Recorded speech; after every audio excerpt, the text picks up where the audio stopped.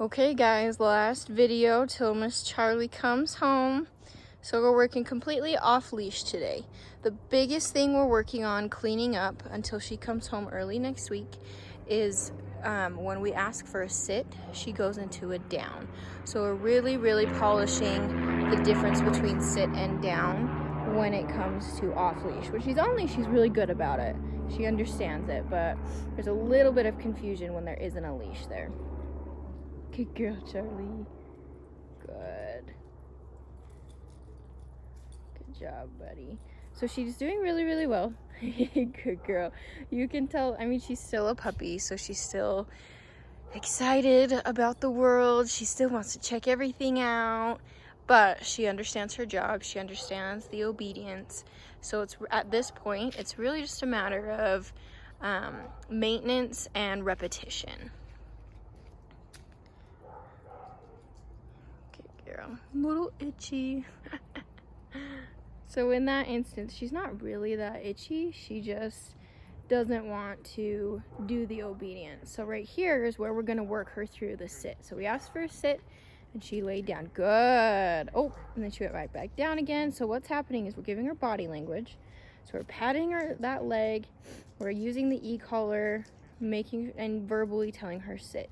So she just needs to understand that it's sit is your bum on the ground, down is your elbows on the ground. There's a difference, and I really want her to understand that difference. So this is how we do it. We just work her through it. We don't want to get overly frustrated. We don't want to yell at her. We just want her to understand, nope, this is what you've got to do. You just have to do it. I know you know it, and I'm going to hold you accountable for it. Good girl. So keep going.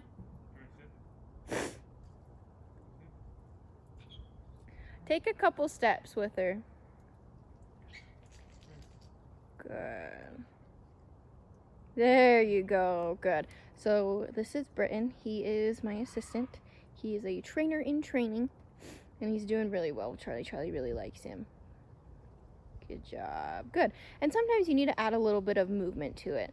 A lot of times when you take the leash away, there's a little bit of confusion because the dog isn't no longer connected to you, and they feel a little bit insecure about that because they're completely on their own. They know what e-collar is, they know what the words are, but sometimes there's just a little bit of confusion. And when they get locked in that state of confusion, sometimes you just have to move a little bit to help them understand, oh, right, I need to sit. That's what the e-collar means. That's what the word means. I need to do this instead of what I'm doing. Good girl. Good. So she's doing really awesome. She's totally ready to come home. I hope you're ready to see her. And we'll get her go home scheduled. Good. Good. Good job. So a little bit of down in motion. I want her to down as the person continues to walk. So right now we're just building on everything she knows, making sure it's all very clear to her. And that way it'll be a smoother transition when she comes home.